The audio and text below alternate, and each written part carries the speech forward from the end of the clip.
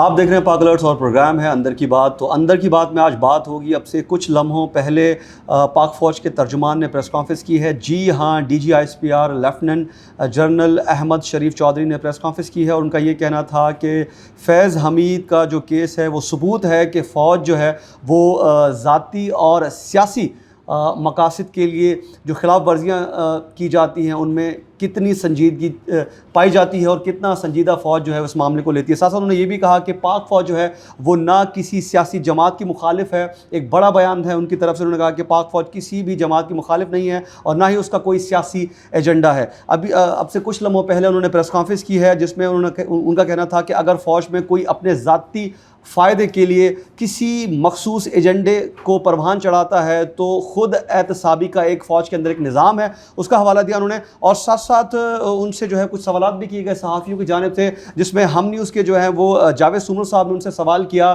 کہ فیض حمید کا جو کیس ہے اسی سے ریلیٹڈ انہوں نے سوال کیا کہ ان کو اس عہدے پر لانے میں جو ہے وہ جنرل ریٹائرڈ جو سابق چیف آف آرمی اسٹاف ہیں جنرل باجوہ ان کا کردار تھا, اور ساتھ ساتھ انہوں نے کہا کہ نوید مختار جو ہیں ان کا بھی کردار تھا. تو چونکہ وہ سینئرز تھے تو اس پر ان کا کیا جواب تھا, ذرا یہ سنیے.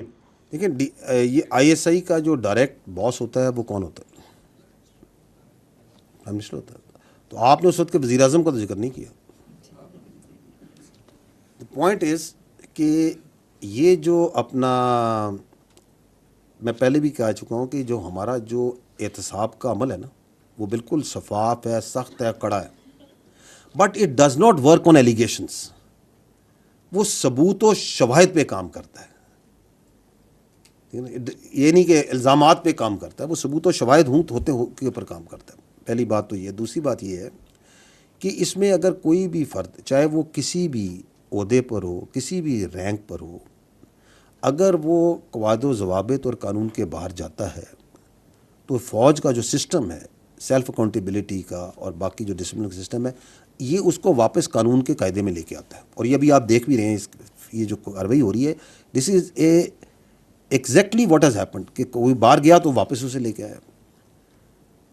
یہ جو اپنا اس پرٹیکولر کیس کے اندر جو اپنی ذاتی حیثیت میں ذاتی فائدے حاصل کرنے کے لیے جو کام کیے گئے ان کے جو ثبوت اور شواہد ہیں وہ آپ کی جو انکوائری ہے اس کے سامنے ہے. چلیے جی, اس کے بعد اگلا ہی سوال ان سے کیا گیا بلوچستان کے ایشو پر, اور یقینی طور پر لوگوں کو انتظار تھا اور صحافیوں کو بھی اور مختلف جو بھی حلقے ہیں ان کو انتظار تھا کہ پاک فوج جو ترجمان ہے وہ اس حوالے سے بات کرے, پاک فوج اپنا موقف جو ہے بلوچستان کے حوالے سے پیش کرے. تو وجاہت علی جو کہ بول نیوز سے ان کا تعلق ہے صحافی, انہوں نے بھی سوال کیا کہ بلوچستان میں فوجی آپریشن جاری ہے عرصہ دراز سے اور مختلف دہشت گردوں کی کارروائیاں وہ بھی جاری ہیں. تو انہوں نے سوال اٹھایا کہ کیا یہ آپریشن جو جاری ہے وہاں پر فوج چونکہ بلوچستان میں موجود ہے, کیا یہ آپریشن کامیاب نہیں ہو رہے جس کی وجہ سے دہشت گردوں کی کارروائیاں وہ کامیاب ہیں, اور حال ہی میں ہم نے دیکھا تھا کہ ان کی ایک بڑی کارروائی دیکھنے میں آئی تھی. تو اس پر انہوں نے کیا جواب دیا, ذرا یہ دیکھ لیں. دیکھیے بلوچستان کے اوپر ایک بار آپ اجازت دیں گے تو مجھے تھوڑا سا آپ ٹائم دیں تو میں اس کو ذرا کھل کے بات کرنا چاہوں گا. اس کے بلوچستان جو ہے نا یہ پاکستان کی جان ہے, یہ ہماری شان بھی اور آن بھی ہے. اور جہاں تک فوج کا تعلق ہے اس نے وہاں ٹریننگ نہ حاصل کی, ہمارے لیے تو یہ ایک دوسرے گھر کا درجہ ہے. اٹ از 45% آف پاکستان رقبے کے لحاظ سے, آلموسٹ 45%, تھوڑا سا میرا خیال ہے کم ہے 45. اور اس کے مقابلے میں اگر پاکستان کی آبادی 25 کروڑ ہے تو بلوچستان کی جو آبادی ہے وہ 14-15 ملین ہے. تو جو ایک زیادہ رقبے میں کم آبادی کی وجہ سے جو مسائل ہیں وہ وہاں حقیقتاً جنم لیتے ہیں. تو this we first need to understand. اور یہ کہ یہ بلوچستان جو سا ہے اس میں خالی بلوچ نہیں ہے, اس میں پختون بھی ہیں, اس میں براوی بھی ہیں, اس میں ہزارہ جات بھی ہیں, اس میں سیٹلرز بھی ہیں اور دیگر قومیں بھی آباد ہیں. اور اسی طرح جو بلوچ ہیں وہ پاکستان کی کثیر تعداد پاکستان کے دوسرے علاقوں میں, وہ پنجاب میں, سندھ میں, کشمیر میں, گلگت بلتستان میں, خیبر پختونخوا, ہر جگہ نہ صرف آباد ہیں بلکہ وہاں کی معاشرت میں اور معیشت میں رچے بسے ہوئے ہیں. تو کہنے کا مطلب یہ ہے کہ بلوچستان اس حسین امتزاج کا نام ہے جو پاکستان ہے. اینڈ مور دین دیٹ اگر آپ دیکھیں تو بلوچستان کی تاریخ, تہذیب, تمدن کو دیکھیں تو یہ مسکن ہے انتہائی جفاکش، غیور اور ذہین لوگوں کا.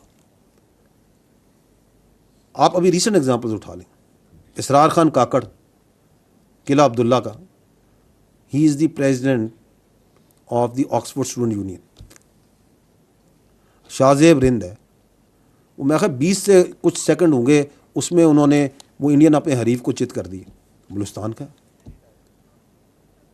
آپ کی آوران میں جو خاتون وہاں کی پہلی ڈپٹی کمشنر عائشہ زہری ہیں، اگر خواتین کی بچیوں کی بات کرتے ہیں، شی از اے بلوچ. آپ کیچ میں جائیں، وہاں پہ قصبہ ہے بلیدہ، اس کے ڈاکٹر عبدالصمد یار جان از دی فرسٹ جو خلائی سائنسدان ہے جو کیمبرج یونیورسٹی میں پاکستانی، پہلا پاکستانی جو سائنسدان ہے. ابھی کی بات کریں، یہ جو موسیٰ زئی، محب اللہ موسیٰ زئی، جنہوں نے اپنی جان پہ کھیل کے لوگوں کو بچایا. یہ ہے بلوچستان کی حقیقت، یہ ہے اس کا اصل پوٹینشیل، یہ ہے جس کو ہم کہتے ہیں کہ یہ ہماری آن ہے، شان ہے اور جان ہے. پاک فوج کے ترجمان کا مزید یہ بھی کہنا تھا کہ رواں سال دہشت گردوں اور ان کے سہولت کاروں کے خلاف تقریباً 32,000 اور 172 کے قریب آپریشن کیے گئے ہیں، اور روزانہ کی بنیاد پر 130 کے قریب آپریشن کی جانب سے کیے گئے ہیں. انہوں نے یہ بھی کہا کہ ایک ماہ کے دوران 90 خارجی دہشت گرد انہوں نے ہلاک کیے ہیں، اور انتہائی مطلوب خارجی لیڈر ابو ذر عرف صدام بھی مارا گیا ہے. ظالموں کو کیفر کردار تک پہنچایا جائے گا، یہ بھی ان کا کہنا تھا. اور ساتھ ساتھ ان کا یہ بھی کہنا تھا کہ ہر پاکستانی کا خون جو ہے وہ مقدس ہے، کسی پاکستانی کا خون رائے گا نہیں جائے گا. اور ادھر ایک اور خبر ہے، وہ خبر ہے پاکستان تحریک انصاف کی طرف سے کہ پاکستان تحریک انصاف اور مسلم لیگ نون کی طرف سے کہ رانا ثناء اللہ جو کہ مسلم لیگ نون کے ایک رہنما ہیں اور آپ مملکتی وزیر بھی ہیں، انہوں نے کہا ہے کہ حکومت جو ہے، یعنی کہ مسلم لیگ نون جو ہے، وہ پی ٹی آئی سمیت تمام سیاسی جماعتوں سے غیر مشروط مذاکرات کے لیے تیار ہے. انہوں نے کہا کہ مذاکرات کو نتیجہ خیز بنانے کے لیے پاکستان تحریک انصاف کو اپنا جو ضدی رویہ ہے اس سے بدلنا پڑے گا. ایک اور خبر جو ہے وہ اسلام آباد سے ہے. خبر یہ ہے کہ اسلام آباد کی ڈسٹرکٹ اینڈ سیشن کورٹ نے سابق وزیر اعظم عمران خان اور ان کی 6 اور اس کے علاوہ ان کی جو اہلیہ ہیں بشرا بی بی، ان کے ایک مقدمے میں ان کی جو ضمانت ہے، عبوری ضمانت، وہ 19 سپتمبر تک منظور کی ہے. تو اب تک کے لیے اتنا ہی. اور یقینی طور پہ اس جو اہم خبر تھی وہ خبر تھی پاک فوج کے ترجمان کے حوالے سے، جو کہ ہم نے آپ کو بتایا ہے، اور اس سے جڑی تمام تر اور بھی تفصیلات آتی رہیں گی اور ڈیلی بیسس پر ہم آپ کو اپڈیٹ کرتے رہیں گے.